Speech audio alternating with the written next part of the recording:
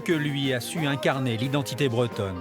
Artiste, prolifique, novateur, de Los Angeles à Dublin en passant par l'Allemagne, il est depuis des décennies l'ambassadeur de la culture et de la musique celte. Né en Auvergne, élevé à Paris, Alain Cochevelou, dit Alan Stivell, c'est un parcours sans frontières qu'il vient de résumer dans un recueil de souvenirs. C'est aussi une quête, le retour au pays. Le compositeur-interprète nous a justement donné rendez-vous à Langonette, en Centre-Bretagne.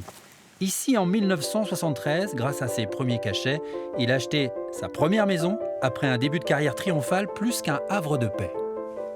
J'avais souffert en fait d'habiter Paris. Je n'aimais pas Paris. J'aimais encore moins le coin de Paris où j'habitais. Et donc vraiment la Bretagne, déjà les premières vacances à Trinité, notamment sur mer, d'autres cousins. C'était une forme, j'avais la sensation d'être au paradis terrestre. Langonette, c'était de reprendre avec la réalité de la terre la terre qui était la celle de mes ancêtres en fait. Il fallait une maison en pierre, important pour vous aussi la pierre. Il fallait pas n'importe quelle maison. Oui, et le granit, à un moment donné, j'en parle aussi dans une chanson Rentrer en Bretagne, où j'ai vraiment la sensation que ce granit, je parlais tout à l'heure du mica, etc., pour moi, c'est comme une sorte de sucre que j'aurais envie de croquer, quoi. Donc il y a une question presque d'ingérer pratiquement cette matière et de la faire, qu'elle soit au fond de moi. Un pèlerinage à Langonette qui se poursuit ce jour-là dans l'église de la commune. Car Alan Stivell, l'artiste habité, n'a jamais été étranger à la transcendance et à la spiritualité.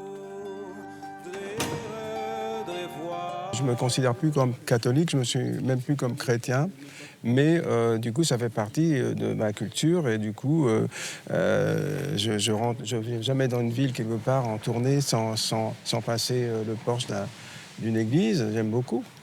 Et j'aime beaucoup pour beaucoup de choses, parce que c'est habité par quelque chose qui a un rapport à la spiritualité, qui est quelque chose qui me touche, au dépassement de soi.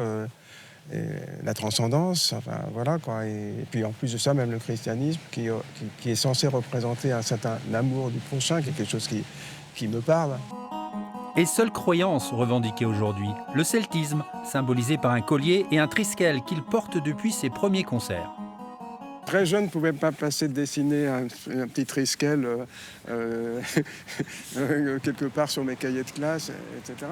Et puis donc, il va de soi, pour moi, elle a tellement symbolisé toute la culture, la musique celtique, tout ça, que quand j'ai commencé à démarrer professionnellement en 66, donc j'ai dessiné un triskel que quelqu'un a pu me fabriquer, et le voilà aujourd'hui. Vous l'avez toujours porté en concert? Je l'ai toujours en scène.